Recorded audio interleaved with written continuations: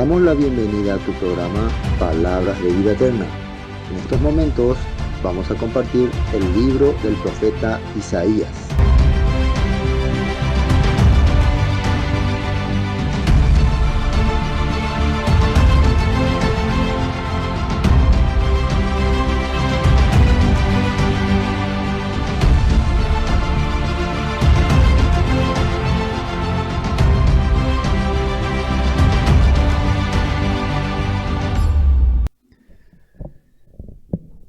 Y una vez más estamos entonces con la oportunidad de aprender hoy la palabra del Todopoderoso.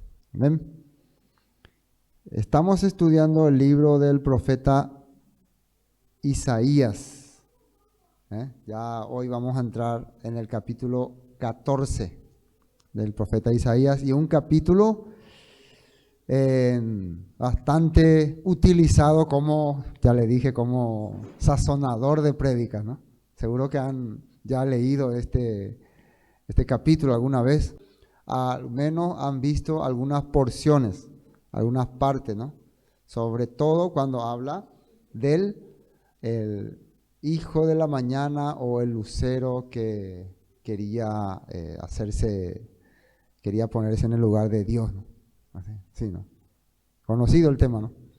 Entonces, recuerden, no es que nosotros podamos tener la respuesta correcta a todas las cosas, pero ya que nos propusimos estudiar toda la Biblia, así, sin salir demasiado del contexto, ¿no? Entonces, queremos, en primer lugar, tratar de explicar, ¿no? Porque estamos tratando, ¿no?, de explicar de qué está hablando ese capítulo. Esa es nuestra primera tarea. ¿De qué está hablando el capítulo? Y si se relaciona con el capítulo anterior y con el capítulo que va a venir después. Para no hacer una vez más una idea de un capítulo, o más peor todavía, de un versículo, ¿no? Una sola idea, ¿no? Entonces ese va a ser el punto principal del estudio. Pero eso no quiere decir que algunos de estos versículos no nos están queriendo también hacer entender otra cosa, que después otros profetas o otros apóstoles la usaron para explicar algunos otros puntos, ¿no?, que es muy importante también entender. Pero ¿cuál es lo principal en este día? ¿De qué se trata? El capítulo. Amén. Bueno, capítulo, y bueno, esta es la continuación del capítulo 13. ¿De qué habíamos hablado en el capítulo 13? Profecía sobre Babilonia. Entonces ya el tema es Babilonia. Ahí de entrada ya podemos saber de qué se va a tratar el 14 entonces. Ya de Babilonia, ¿no? Y ya, si ya han oído el capítulo anterior y si no lo escucharon, no está mal repetirle, ¿no? En la cuenta de YouTube, Palabra Vida Eterna, vayan a la lista de descripción, estudio de profeta Isaías, ahí está toda la lista. Y aparte también, después de cada estudio, cuando nosotros lo publicamos en la cuenta de YouTube, ahí en la descripción dejamos el enlace para ir a todos los estudios. Dice siempre, este enlace te llevará a los demás estudios, ¿no?, para que uno pueda completar. Entonces ahí pueden ver desde el capítulo 1 actualmente hasta el 13. Va a estar ahí completo. Entonces ahí nosotros explicamos todo sobre cómo surgió el imperio babilónico, cuáles fueron sus primeros líderes, sus primeros reyes, la manera en que se fueron formando, sus creencias religiosas y cómo empezó eso a infundir en la sociedad del mundo en aquellos tiempos. Y este capítulo también se relaciona. Ahora, ¿qué es lo que el profeta Isaías está entendiendo aquí? La amenaza de la época, ¿cuál era? ¿Cuál era el imperio que estaba amenazando en esa época? ¿Quién sabe de los que están presentes aquí? Y si los que están presentes están viendo por las redes, pueden escribir ahí, ¿no? Después yo voy a mirar. ¿Cuál era la amenaza en la época de Isaías? Por lo menos en este tiempo, estamos aproximadamente en el año 720 por ahí, antes del Mesías. ¿Cuál era la amenaza? ¿Cuál era? No, la amenaza. ¿Qué imperio estaba amenazando el territorio? Asiria. Muy bien, estaban atendiendo, estaban aprendiendo. Entonces, el imperio babilónico no era amenaza en ese tiempo. Al contrario, el imperio babilónico estaba bajo el poder de los asirios. Había sido conquistado por los asirios. Eso es muy interesante saber. Antes de los asirios había otro imperio, creo que era casitas, los que habían conquistado a los babilonios. Los babilonios cayeron después de que el rey Hammurabi murió y dejó el poder a sus hijos. Y sus hijos no pudieron controlar el poder. Entonces fue desintegrándose hasta que vino otro imperio y lo tomó. Y para aquel entonces, mira, voy a dar unos comentarios ya extra, ¿no?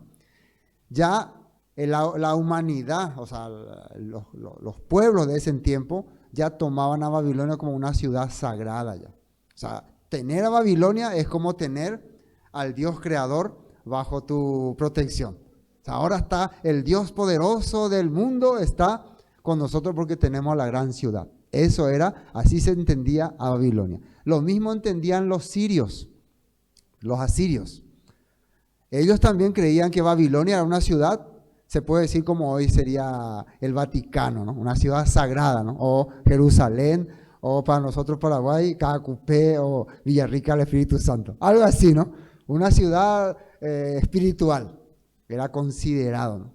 Y eso es muy importante. Entonces, desde la perspectiva de Isaías, él está viendo ¿cómo les puedo explicar? Un sistema político y religioso que va a salir de Babilonia en los posteros tiempos. Si él era un visionario político, así se puede decir, o un estratega político, ¿cómo es mejor? Viste que a esos políticos, vos le preguntas, por ejemplo, ahora hay analistas políticos, de acuerdo a su perspectiva, ¿cómo ve la situación política del país? Y ellos dicen, bueno, yo estoy viendo que, así como veo los diputados, ya ellos dan una idea de qué va a ocurrir de aquí a 1 año, 2 años, 5 años y algunos más allá. Bueno, pues probablemente, eso yo estoy hablando hipótesis, probablemente Isaías era ese tipo de persona porque él era de la clase social alta, de la realeza.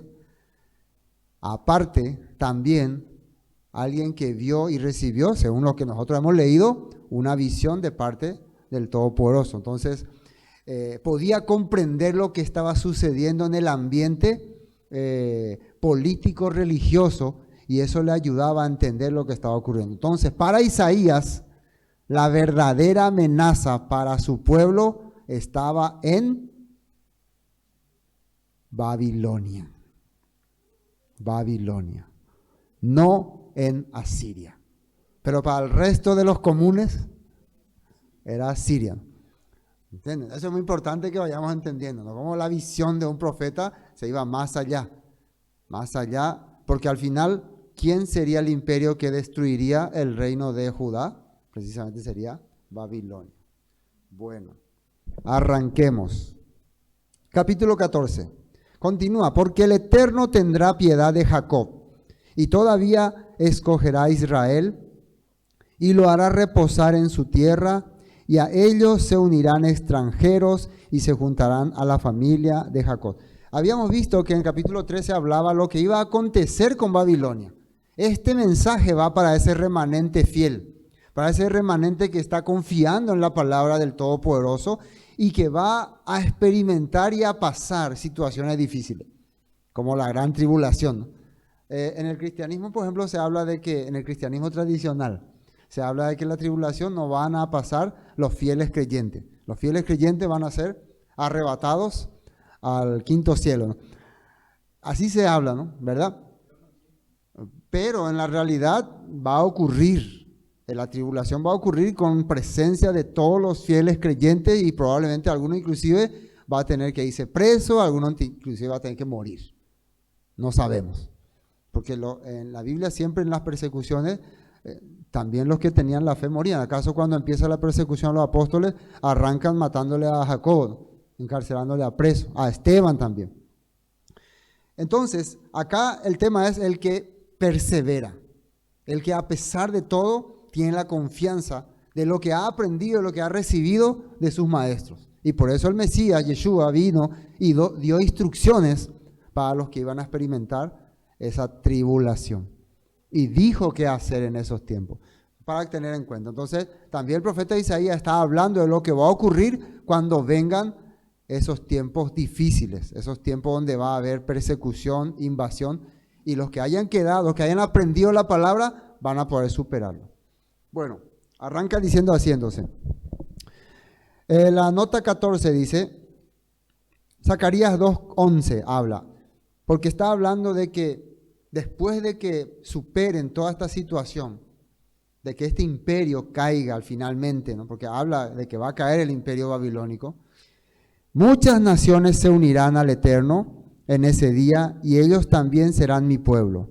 Viviré entre ustedes y sabrán que el Eterno de los ejércitos celestiales me ha enviado a ustedes. Una profecía ya de Zacarías, ¿no? Para los tiempos de restauración. Versículo 2, seguimos con Isaías 14. Y los tomarán los pueblos y los traerán a su lugar, a la casa de Israel. Los poseerá por siervos y criadas en la tierra del Eterno y cautivarán a los que los cautivaron y señorearán sobre los que los oprimieron. Vamos a esta nota 2. Dice en la Nueva Traducción Viviente, las naciones del mundo ayudarán a que el pueblo de Israel regrese y los que vengan a vivir en la tierra del Eterno los servirán. Los que conquistaron a Israel, ellos mismos serán capturados e Israel gobernará a sus enemigos. Esto es una visión futura de un tiempo de restauración. Así podemos entenderlo. Ahora, miren lo que decía el apóstol Pedro en Hechos capítulo 3, 25, Nueva Traducción Viviente. Cuando ya le hablaba a ese pueblo que había renegado del Mesías y que después había visto un gran milagro a través de la sanación de un cojo, ¿no? Eso dice la historia, o sea, el relato. Ustedes son los hijos de esos profetas y están incluidos en el pacto que Elohim les prometió a sus antepasados, pues Elohim le dijo a Abraham, todas las familias de la tierra serán bendecidas por medio de tus descendientes. Eso es lo que estamos viendo también que está hablando el profeta Isaías, el profeta Zacarías, y también ahora lo está confirmando el apóstol Pedro. Amén. Bueno, estamos continuando. Entonces, estas son las palabras de esperanza para el pueblo que va a experimentar una gran tribulación. El versículo 3, y en el día del Eterno, en el día que el Eterno te dé reposo de tu trabajo y de tu temor y de la dura servidumbre en la que te hicieron servir, pronunciarás este proverbio, este dicho, contra el rey de Babilonia, y dirás, ¿cómo paró el opresor? ¿Cómo acabó la ciudad codiciosa de oro? Cuando vea tu restauración, vas a poder decir, nosotros podemos cambiar aquí este nombre de Babilonia por sistema opresor y religioso y político, porque de Babilonia salía toda una tendencia, y hasta hoy. Pero no tendencias negativas, porque por otro lado, ¿no? Babilonia, el imperio babilónico ha sido el que ha inventado muchas cosas que le ha servido a la humanidad. ¿Sabía eso, no? O sea, muchas cosas uno puede aprender del imperio babilónico, de las escrituras, los números, los transportes, la agricultura, los calendarios, etcétera. Todo salió de ahí. Pero aparte de ahí también salió una influencia negativa para oprimir a la humanidad, para ir en contra de la voluntad del Eterno. Eso ocurrió cuando sus líderes querían ocupar el lugar del Creador. Y nosotros tenemos una referencia en la Biblia de la Torre de Babel, ¿no? Que él quería ocupar el lugar del Creador. No estaba conforme con ser parte de la creación y tener esa sabiduría que el Creador le ha dado para producir todas las cosas. Igual la humanidad de hoy. La humanidad no está conforme con tener sabiduría para crear inventos, producir cosas modernas, sino quiere estar en la posición del Creador. Esa es la realidad. Ustedes piensan que los grandes magnates, los grandes líderes, se conforman con tener mucho dinero, se conforman con ser rey nomás de un país. No. El objetivo de ellos es ser considerado como un Dios. ¿Saben qué significa considerarse como un Dios? Que vos tengas el poder de decidir quién vive y quién muere. Ese es el poder de un Dios. Quiero que estas personas mueran y vos ordenás y los matan. Por eso los grandes mafiosos, ¿no?, tienen ese deseo. Por eso ellos, ¿qué hacen? Acaben con tal persona, mátenlo. Inclusive hasta el último delincuente, ¿no?, cuando tiene un arma y sale ahí, él muchas veces a un delincuente por placer le dispara a las personas, porque se sienten poderosos al poder acabar con la vida de otra persona. Se sienten que son como dioses. Esa es una tendencia negativa. ¿Sí?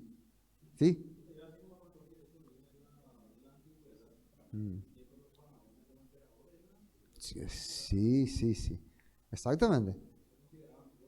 ¿Y qué era lo que le hacía? ¿Qué es lo que hacía que alguien se sienta a Dios? Que vos decidís quién vive y quién muere.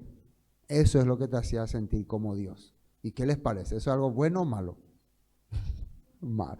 Esa tendencia venía de Babilonia. Ellos acababan con pueblos, arrasaban, destruían sin misericordia. Bueno, va a llegar el día en que vas a decir, por fin caíste, sistema opresor maligno, perverso, terrible. Bueno, la nota 3 decía, Jeremías 3:10 dice, así que no temas, Jacob, mi siervo, no te dejes abatir, Israel, dice el Eterno, pues desde tierras lejanas los traeré de regreso a casa, y sus hijos regresarán del destierro. Israel regresará a una vida de paz y tranquilidad, y nadie lo atemorizará. Profecía del profeta Jeremías, ya hablándole a un pueblo que probablemente iba a ir al cautiverio. Y como yo les mencioné, uno de los fieles alumnos del profeta Isaías era el profeta Jeremías, uno de sus seguidores. Por eso podemos saber entonces de dónde Jeremías tenía tanto conocimiento de estas profecías, de textos del profeta Isaías. Eso para que nosotros podamos entender que los profetas, lo que le hacía sabio a los profetas era que ellos investigaban y estudiaban. Entonces el Eterno les podía revelar lo que iba a ocurrir. No es simplemente andate ahí, arrodillate y, a ver, veo visión, se me aparece. Estamos acostumbrados a ver así, ¿no? En series, en películas, ¿no? Irás tal parte, harás tal cosa. Entonces las personas ya no quieren más investigar ni estudiar. La investigación, el estudio, te hace sacar conclusiones, te hace poder entender, por eso ocurre tales cosas, por eso sucede tales cosas, y por eso ocurrirá tales cosas también. ¿Haciendo así?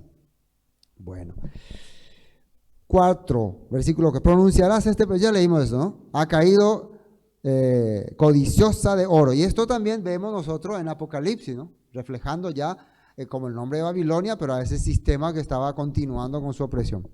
5, quebrantó el Eterno el báculo de los impíos, el cetro de los señores, el que hería a los pueblos con furor, con llaga permanente, el que se enseñoreaba de las naciones con ira y las perseguía con crueldad.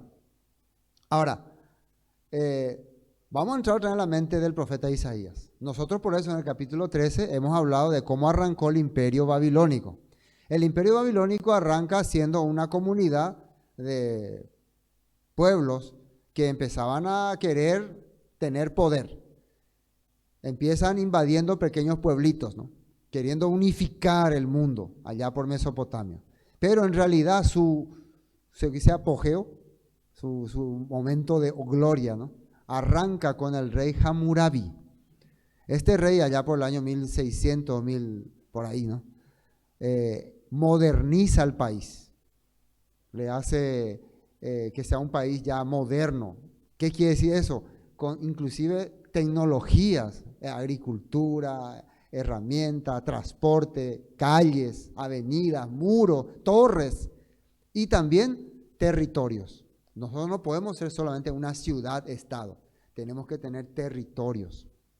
Entonces, él empieza a conquistar, a seguir lo que hicieron sus antepasados, pero esta vez ya con un ejército moderno y preparado. Y cuando van a algunos pueblos se quieren rehusar, ¿y qué hacen? Los arrasa, los masacra, los destruye. ¿Qué les parece? Entonces, Isaías, ¿de qué estaba hablando? De estos acontecimientos, porque no solamente de cosas que van a hacer, pero también el imperio babilónico después, en el imperio neobabilónico, va a hacer peores cosas que hizo ¿cómo se llamaba? El pre-babilónico, ¿no? Olvidé ese nombre, ¿cómo le decían? Hay neobabilónico y babilónico arcaico, algo así, ¿no? El antiguo Babilonia. Entonces, es para que podamos entender que nosotros estamos mirando al imperio asirio como enemigo, y realmente también es enemigo, pero hay otro enemigo peor, que el Todopoderoso quiere preparar nuestro corazón para que podamos entender. Y que muchos de los pueblos iban a hacer alianzas con él. Bueno, nota 5, ¿no? Isaías 14:5, nueva traducción viviente, dice: pues el Eterno aplastó tu poder malvado y puso fin a tu reino perverso, dice. Nota 6, Salmo 137 dice: hija de Babilonia, la desolada, bienaventurado el que te diere el pago de lo que tú nos hiciste. Así, esto está hablando en modo universal. Todas las naciones que fueron quebrantadas por este imperio, un día van a poder decir: por fin te dieron el pago de lo que hiciste a tantas naciones, ¿no? Tantas maldades. Versículo 7. Toda la tierra está en reposo y en paz. Se cantaron alabanzas. Aún los cipreses, los árboles, ¿no? Se regocijaron a causa de ti. Y los cedros del Líbano, diciendo: desde que tú pereciste, no ha subido cortador contra nosotros. El Seol, o sea, la muerte, abajo se espantó de ti. Son palabras, frases poéticas. ¿Sí? Porque vamos a entender. Porque cada rato la persona preguntaría: ¿y qué significa esa parte donde esto? ¿Y qué significa? Es un modo literario que tal vez no dijo exactamente así el profeta Isaías, pero después lo fueron los relatores o escritores, lo fueron editando de esa manera. Para que vamos a entender. Levantar de su silla a todos los príncipes de la tierra, a todos los reyes de las naciones. Todos ellos darán voces y te dirán: tú también te debilitaste como nosotros y llegaste a ser como nosotros. Descendió al Seol tu soberbia. Seol es la muerte, ¿no? Y el sonido de tus arpas, gusanos serán tu cama y gusanos te cubrirán. Este texto se usa como sazonador de prédica. Sí, refiriéndose ¿a qué? Al infierno. Pero aquí nosotros, ¿de quién estamos hablando y de qué estamos hablando? Del imperio babilónico. Se nota la diferencia, ¿no? Cuando empezaba a estudiar exactamente. Estaba hablando que vos vas a acabar como un cadáver en el sepulcro, donde hay gusanos, vas a terminar muerto. Pero muchas personas, no, en el infierno vas a estar y los gusanos van a salir ahí de tu boca, inclusive imágenes, ¿no? Donde la persona, ¡ay! Sale un gusano ahí, ¿no? Y eso era terror para muchas personas, ¿no? Yo no quiero ir al infierno, por favor. Gusanos serán tu cama, gusanos te cubrirán. Eso es terrible, ¿no? El gusano que no muere, ¿no?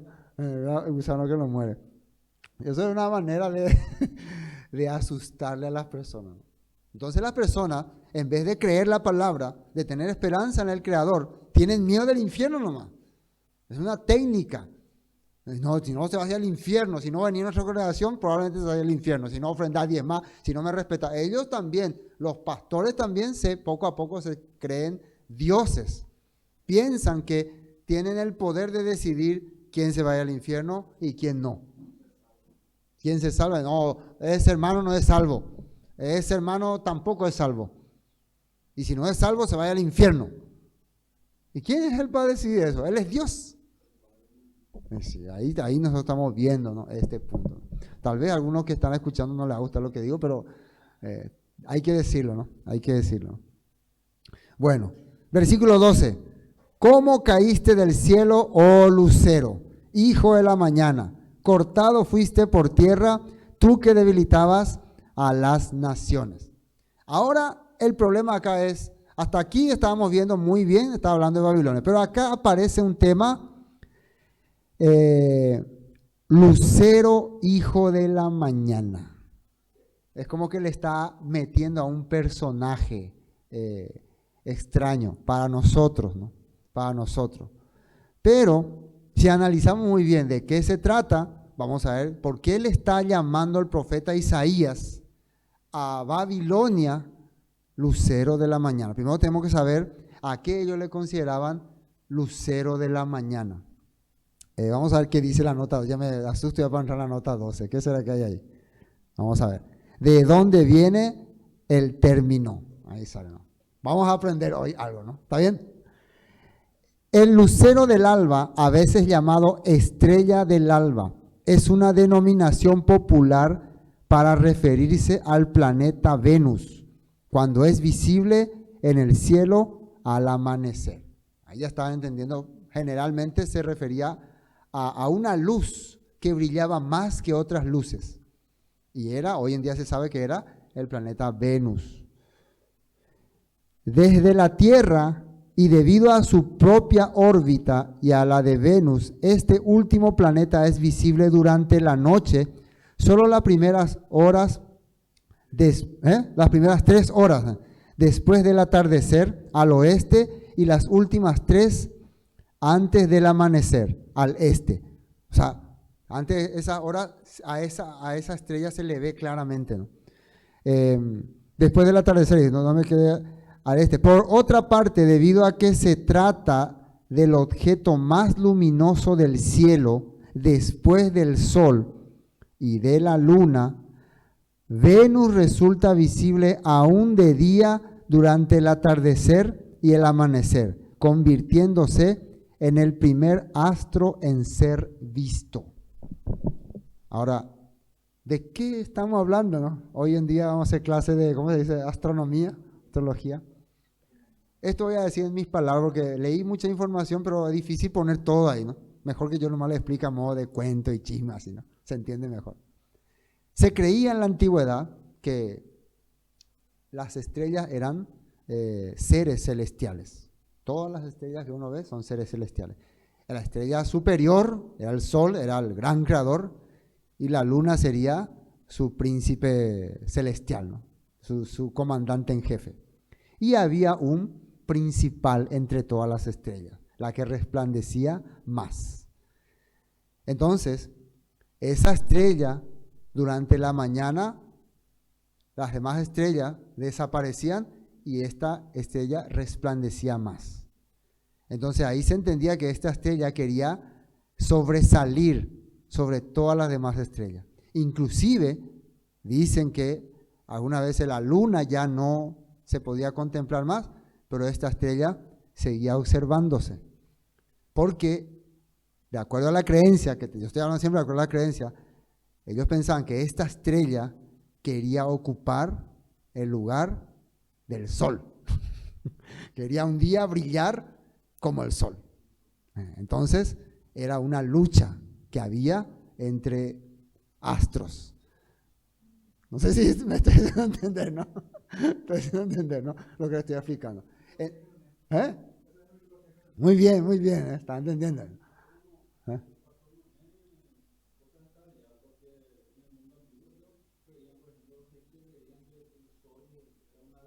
Sí. Yo le estoy explicando esto. ¿Saben por qué?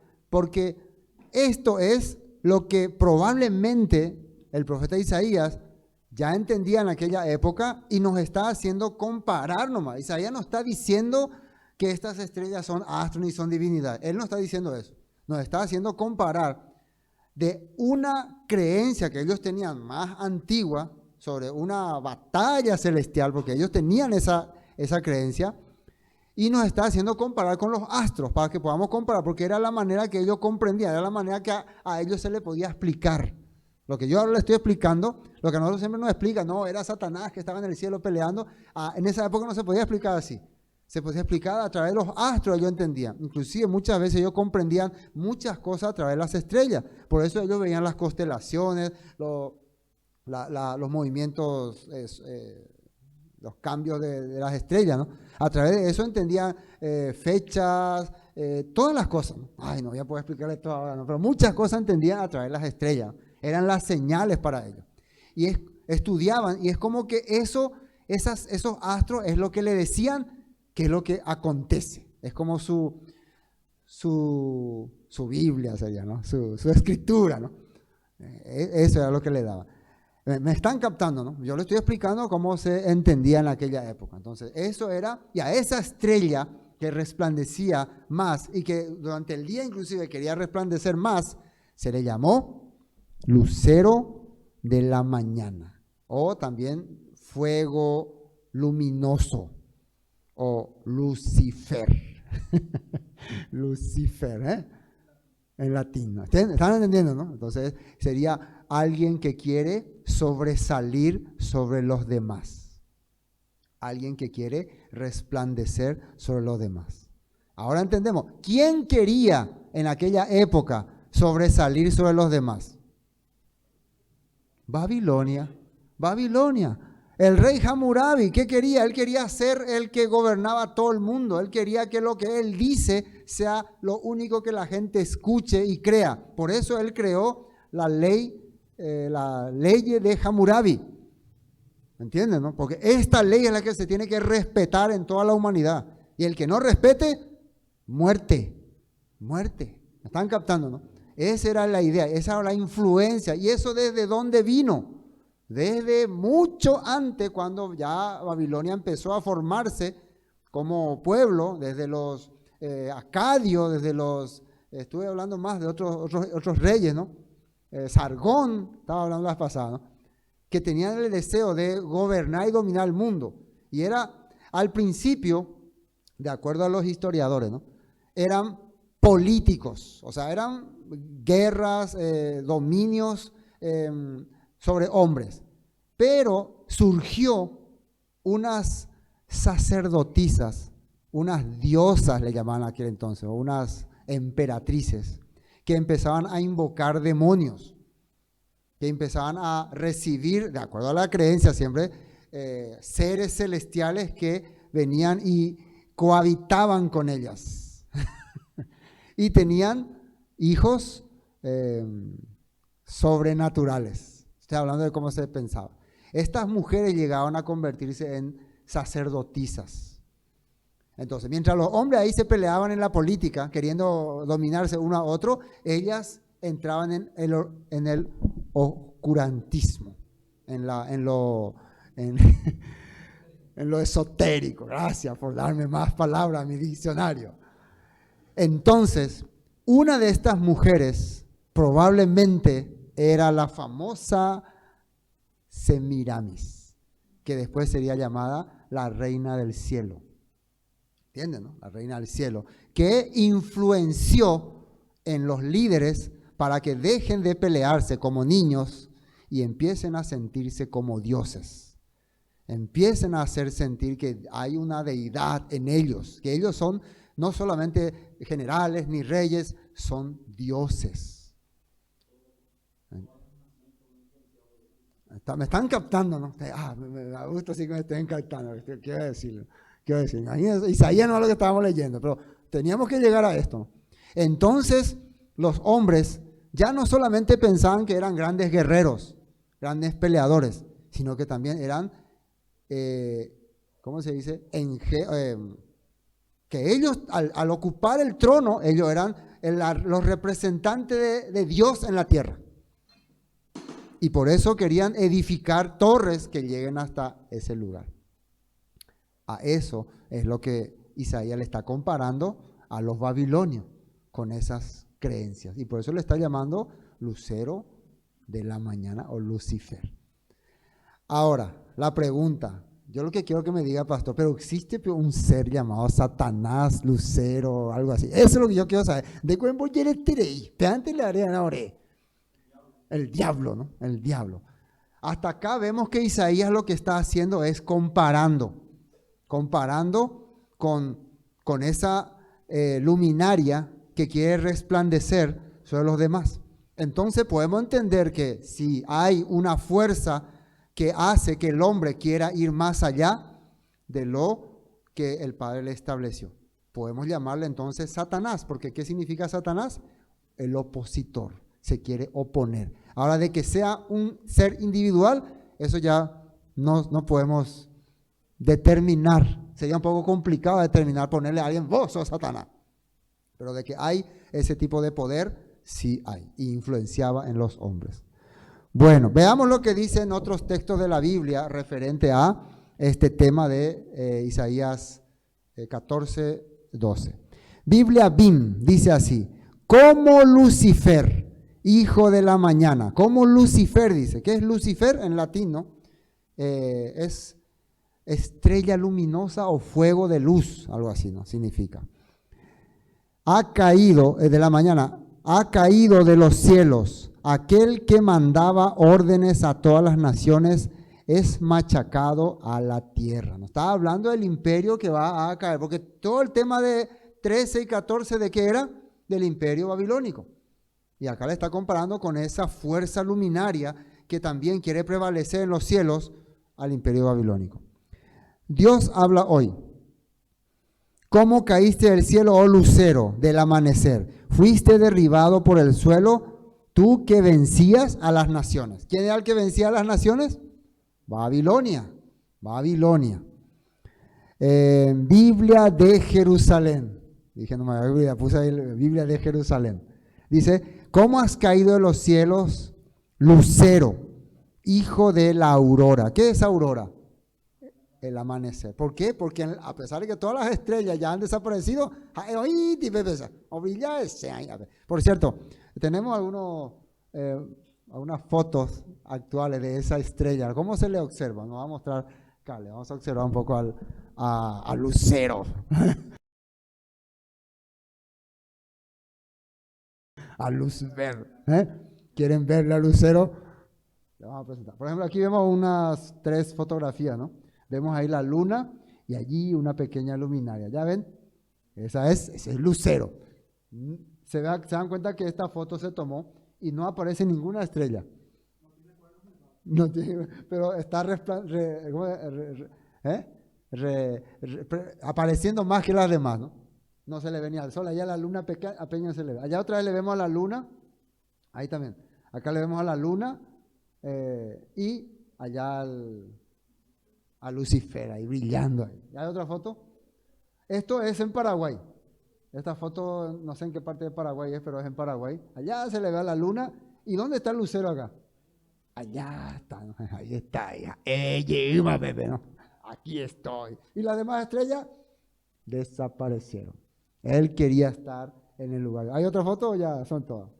Bueno, eso para tener una idea de a qué se le llamaba. Y esto se viene observando desde añares. Se le suele ver, ¿no?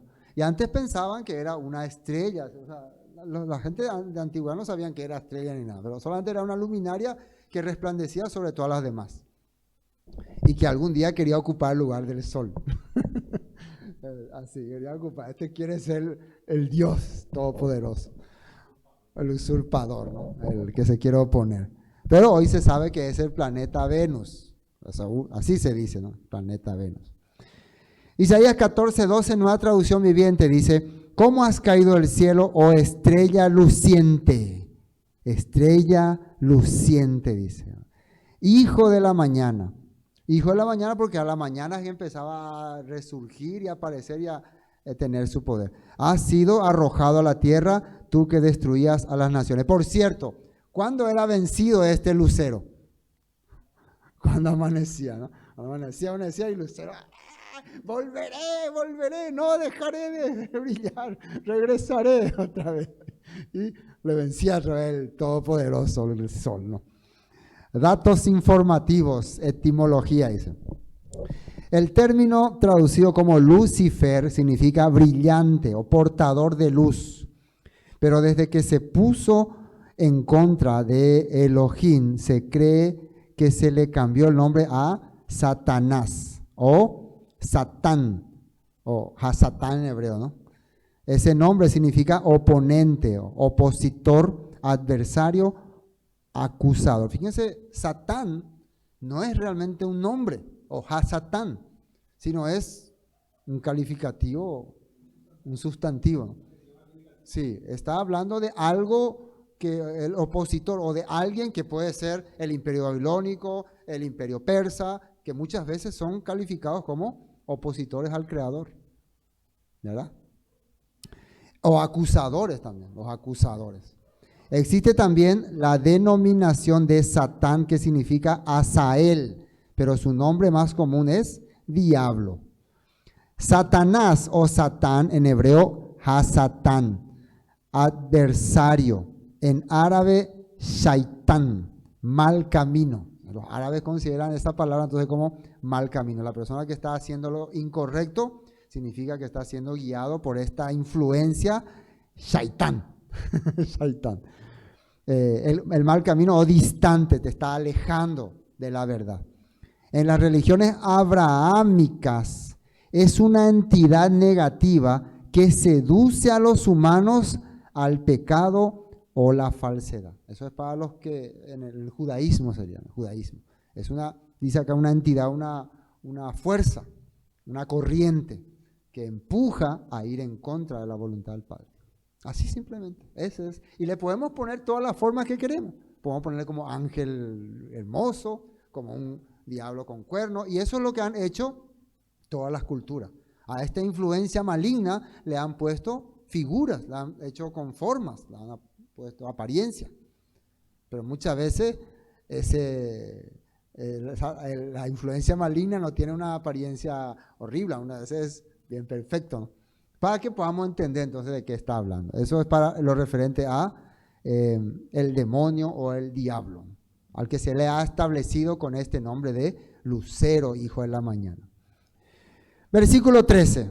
Tú que decías en tu corazón, subiré al cielo, en lo alto, junto a las estrellas de Dios, levantaré mi trono, y en el monte del testimonio me sentaré a los lados del norte. Otra vez le hago entender, para aquella época, ¿dónde se creía que estaba el poder de Dios, del Todopoderoso? ¿En qué lugar?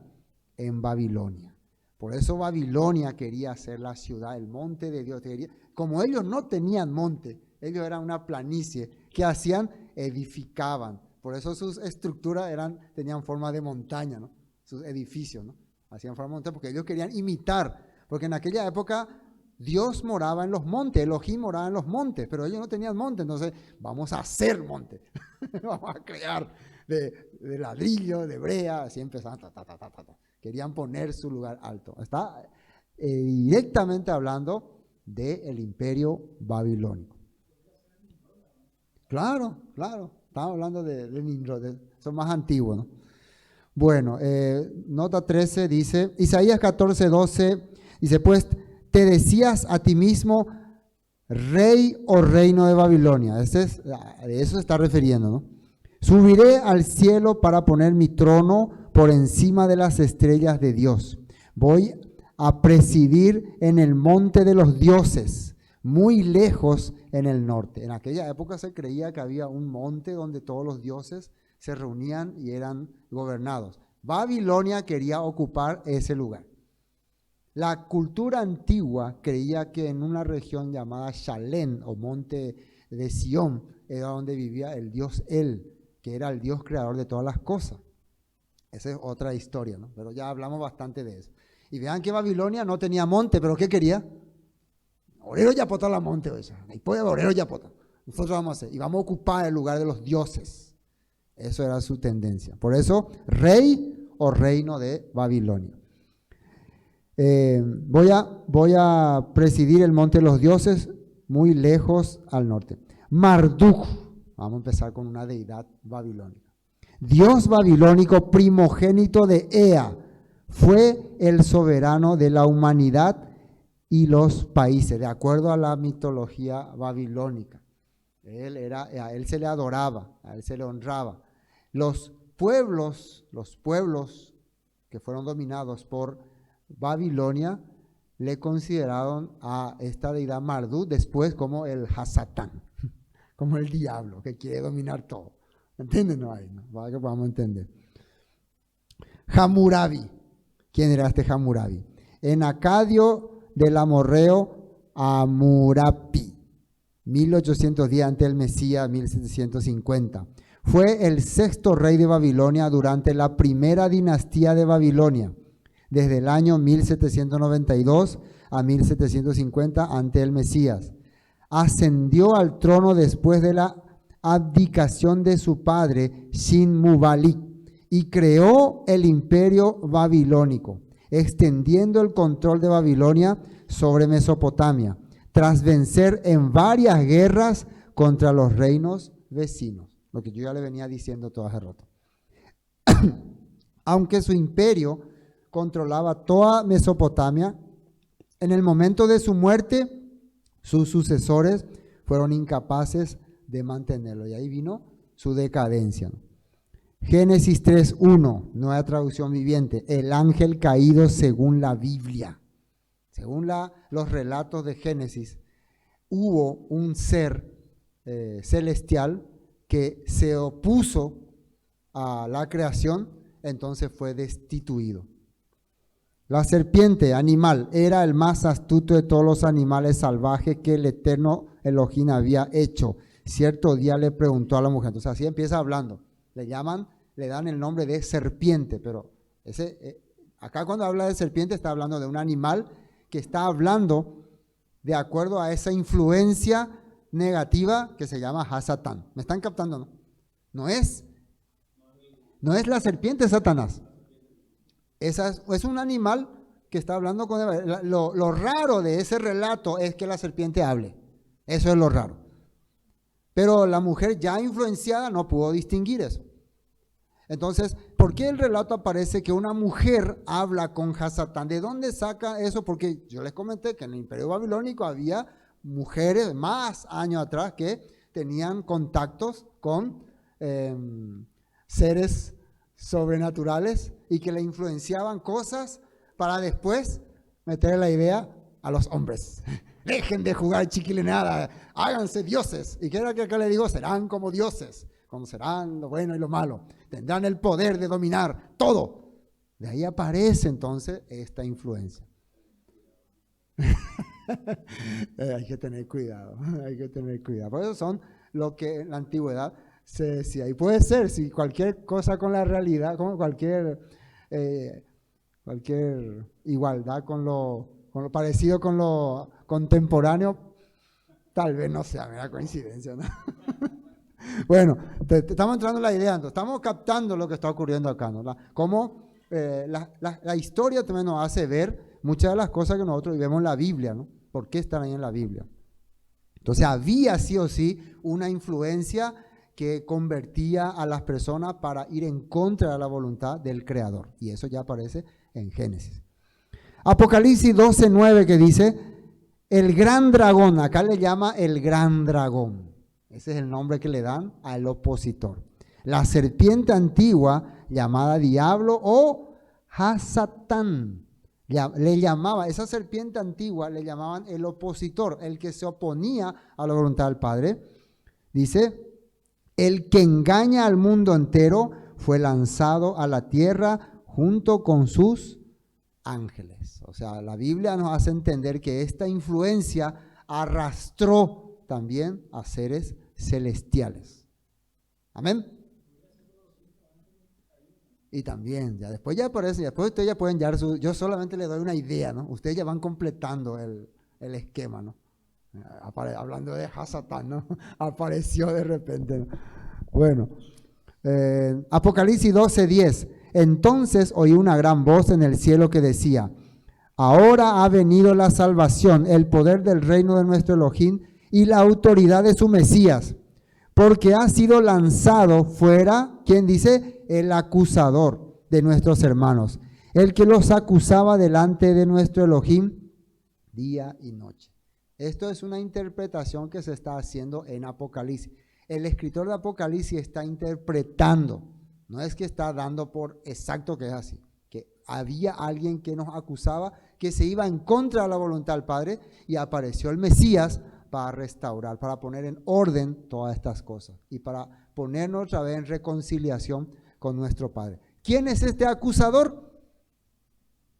La Biblia le llama Hasatán. ¿Qué significa Hasatán? El opositor, el contrario, podía ser el Imperio Romano, los saduceos, en aquella época, ¿no? Los judaizantes, las personas que se relacionaban con esa fuerza negativa que estaba operando desde la antigüedad.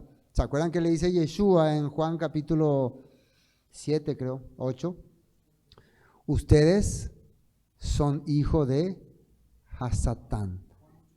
Él ha sido homicida desde el principio y no ha permanecido en la verdad. O sea, le habla que ustedes han seguido esa corriente de ir en contra de la voluntad del Padre desde el principio. Esa es una corriente, una fuerza que ha venido desde Babilonia. ¿Y cuál era la idea, para ir entrando en contexto, cuál es la idea de los fariseos de aquella época para ir en contra de Yeshua? Ellos querían siempre estar en primer lugar. Ellos tenían miedo de perder su posición. ¿Se acuerdan lo que dice Caifás? Si nosotros le seguimos dando bolilla a este tipo, van a venir los romanos y van a acabar con todo nuestro poder. Así que mejor liquidémosle para que nosotros sigamos teniendo el poder. Eso también, ese relato, ¿no? Siempre era el tema mantener el poder y tener control sobre los demás. Bueno, Ezequiel 28:1 habla también algo semejante, ¿no? Después recibí este mensaje del Eterno: Hijo de hombre, dale al príncipe de Tiro este mensaje, de parte del Señor soberano. En tu gran arrogancia afirmaste, soy un Dios. Ahora, ¿el mensaje para quién va? Para el rey de Tiro.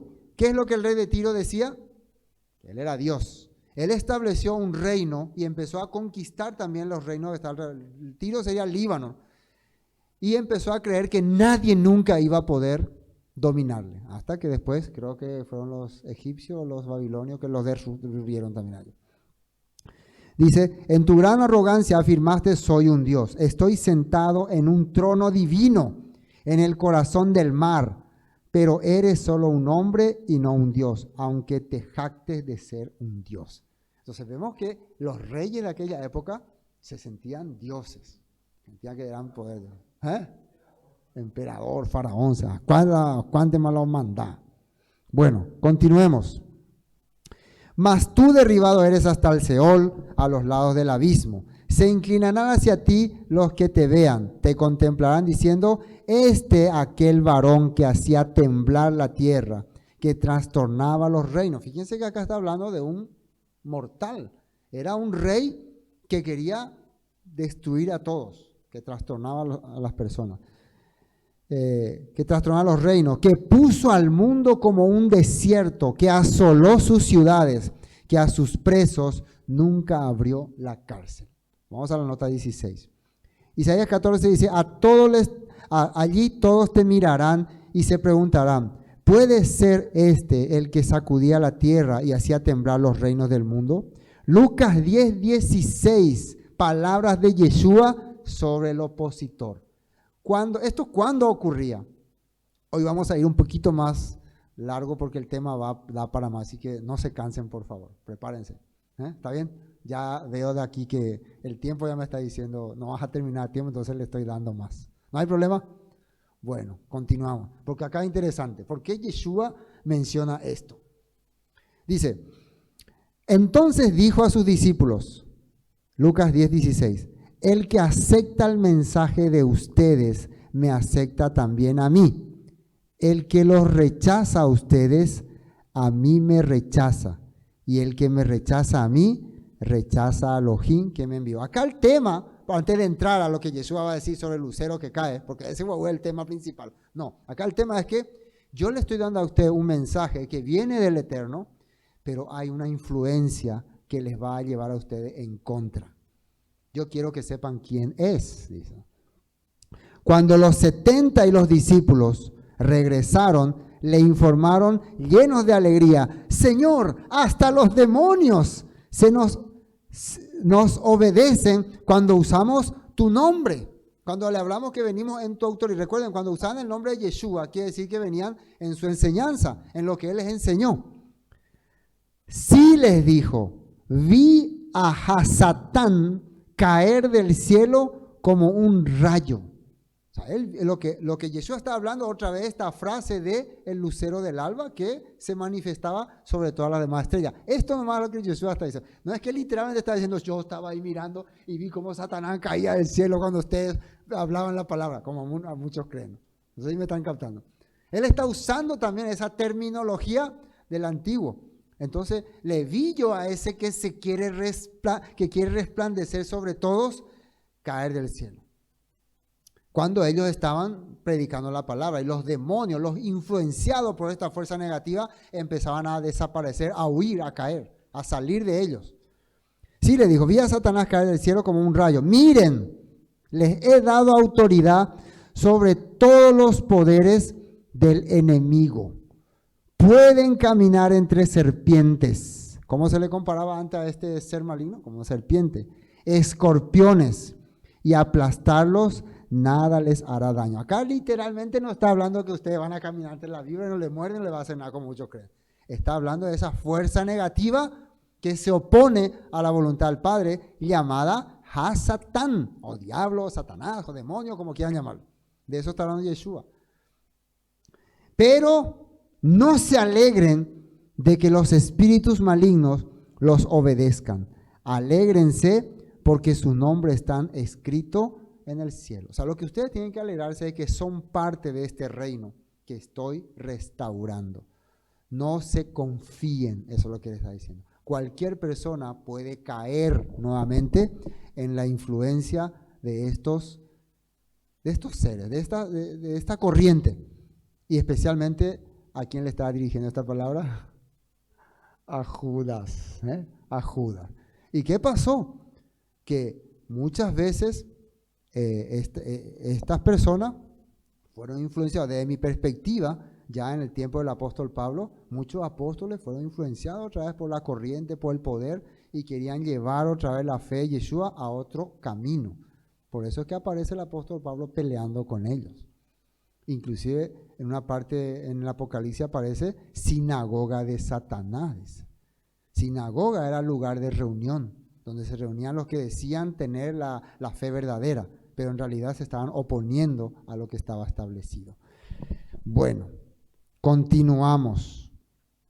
Todos los reyes de las naciones, todos ellos yacen con honra cada uno en su morada, pero tú echado eres de tu sepulcro, como vástago abominable, como vestido de muertos, pasados a espada, que descendieron a fondo de la sepultura, como cuerpo muerto hollado, no serás contado con ellos en la sepultura, porque tú destruiste tu tierra, mataste a tu pueblo, no será nombrada para siempre la descendencia de los malignos.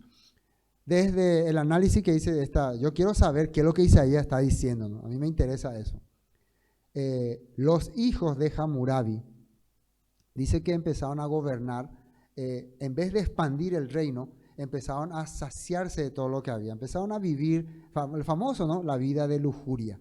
Y empezaron a maltratar a su siervo, a esclavizarlo, a matarle por diversión. O sea, corran, y le disparan con flecha. Otro, corran, así. Eso hicieron los hijos de Hammurabi. Entonces, eso es interesante. Yo estudié esa parte para saber si tenía relación con lo que estaba, porque acá Isaías habla de que tú mismo destruiste a tu propia gente. Y nosotros vemos también después, en el imperio neobabilónico, que también Nabucodonosor hizo lo mismo. Y eso fue una advertencia que le dio Daniel. Si tú no te arrepientes, no dejas de maltratar a tu gente, a tu pueblo, va a venir vas a andar como un animal, vas a estar en lo peor. Esto te va a ocurrir. Entonces, esta gente estaba informada. Esta gente que escribió estos relatos sabían lo que escribían. Eso es muy importante para nosotros hoy. Preparad sus hijos para el matadero, por la maldad de sus padres. No se levanten ni posean la tierra, ni llenen ciudades la faz del mundo. Porque yo me levantaré contra ellos, dice el Eterno de los ejércitos, y raeré de Babilonia el nombre y el remanente, hijo y nieto, dice el Eterno. Y la convertiré en posesión de erizos y en lagunas de agua, y las barreré con escobas de destrucción, dice el Eterno de los ejércitos. Hasta aquí sobre el imperio babilónico. Pero la profecía sigue. ¿De quién hablan ahora?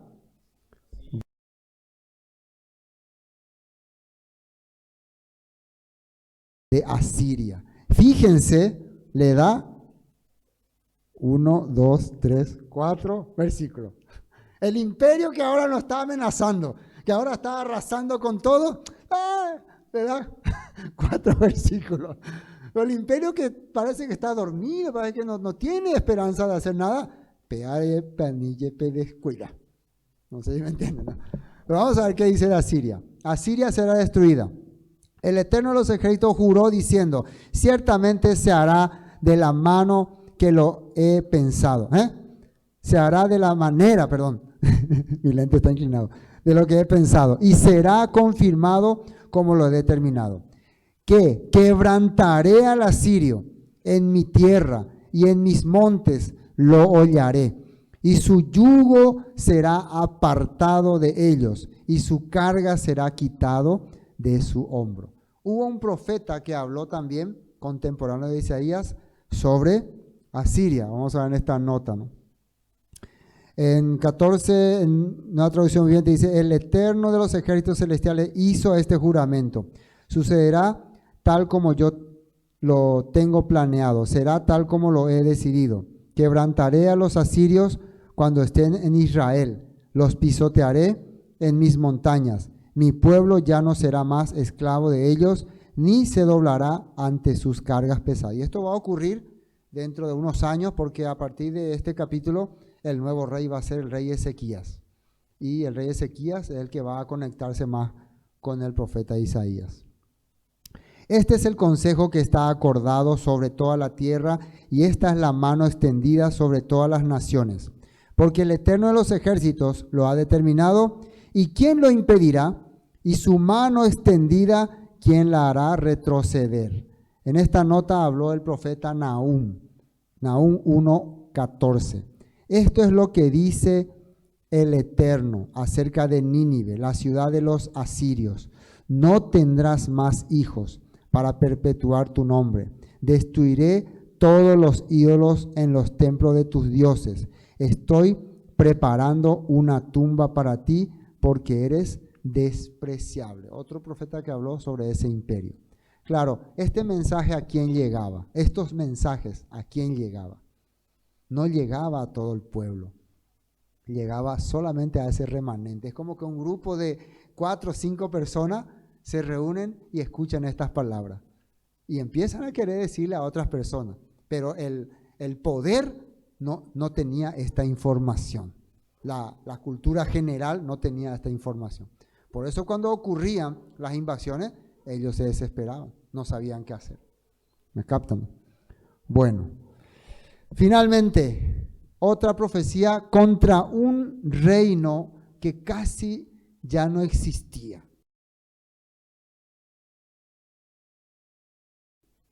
¿Cuál es ese reino? Los filisteos. Digo casi no existía porque todavía estaban ahí. El problema con los filisteos era que ellos traicionaron a los israelitas.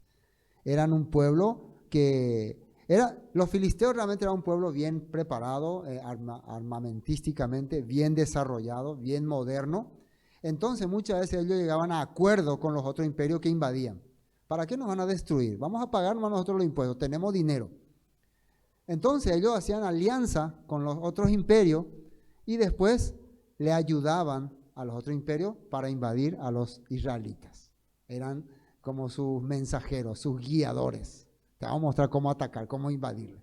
O le hablaban a los israelitas, si nosotros venimos en son de paz, queremos hablarle, pero en realidad estaban yendo a averiguar. Algo así eran los filisteos. Se convirtieron como un reino satélite de los imperios.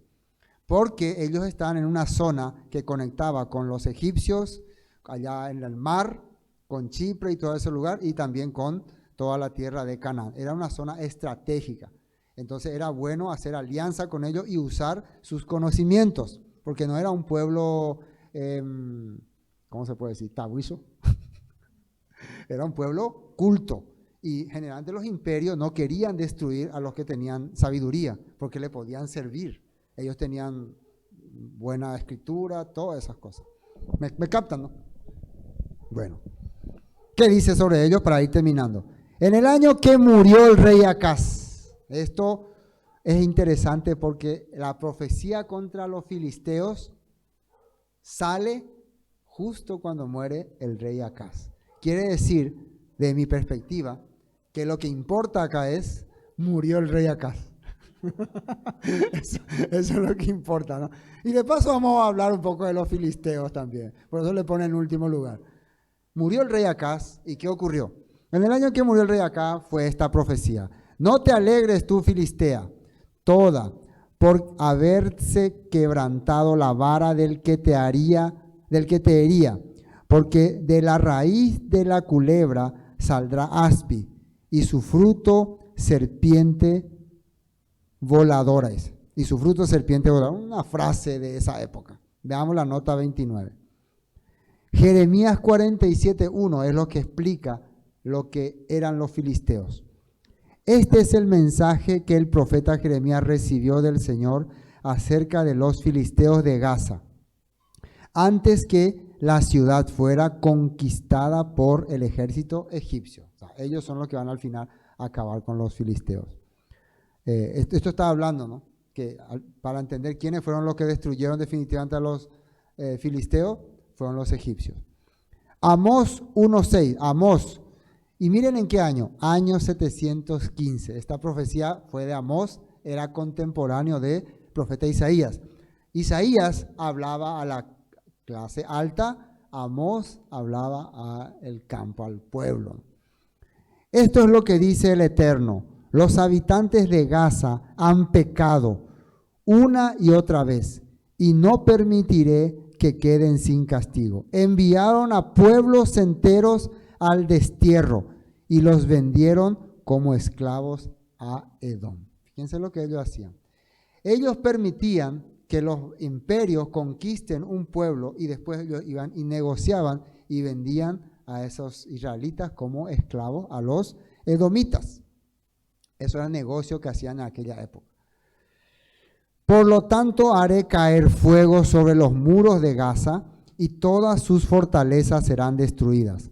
Masacraré a los habitantes de Asdod, otra de las ciudades filisteas, y destruiré al rey de Ascalón.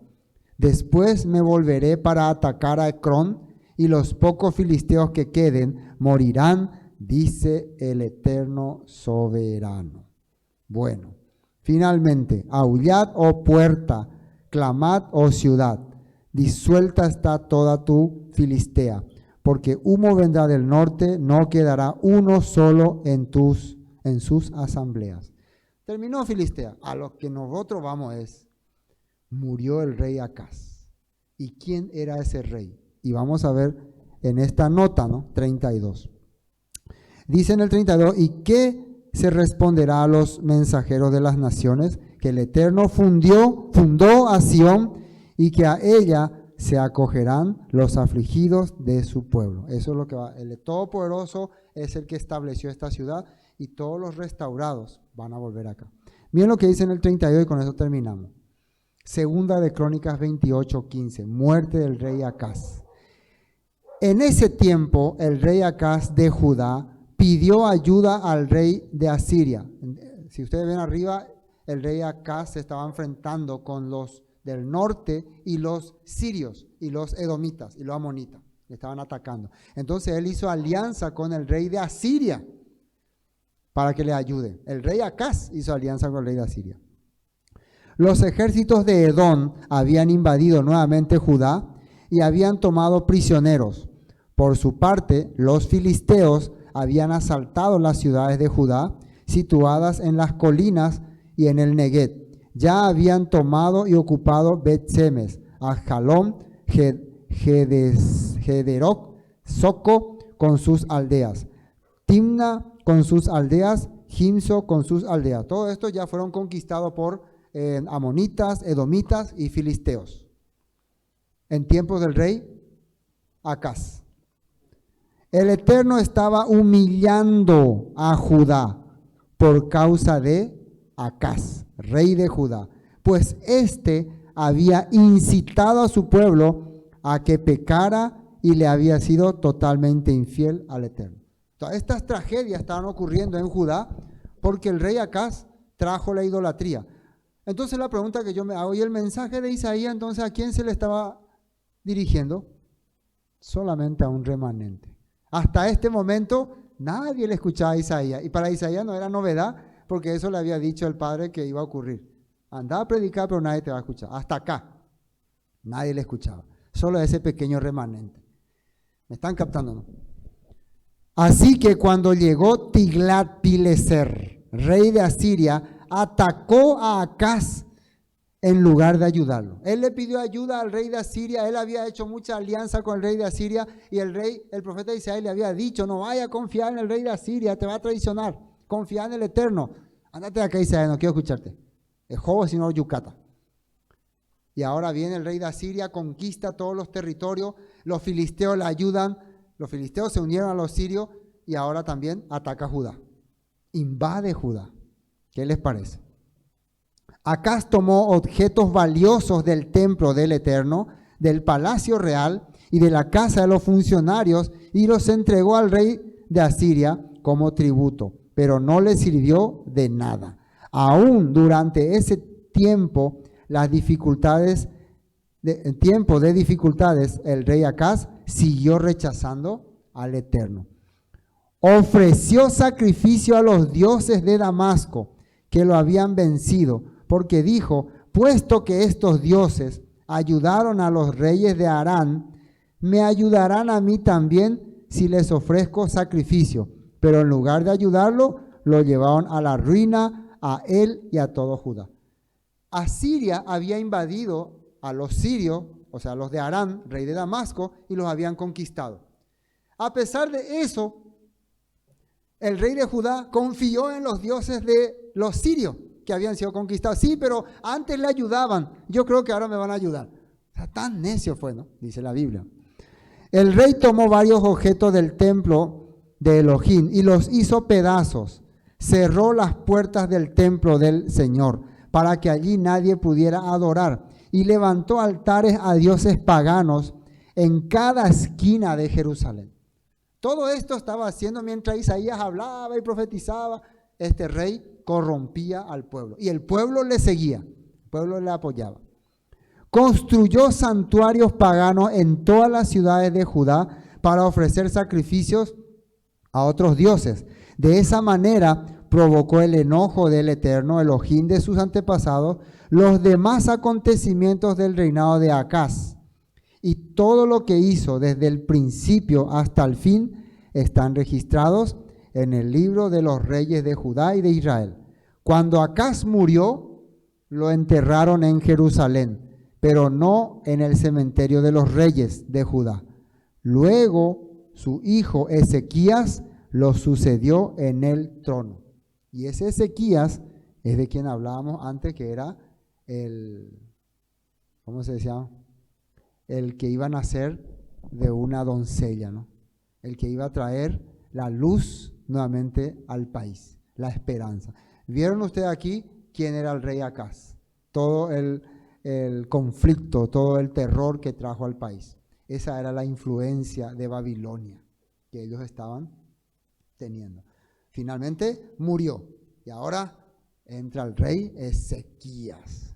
Parece que va a mejorar la situación. Mucho, ¿no? Bueno, hoy hasta aquí vamos a compartir.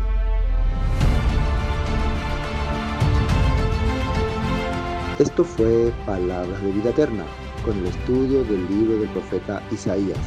Bendiciones y hasta pronto.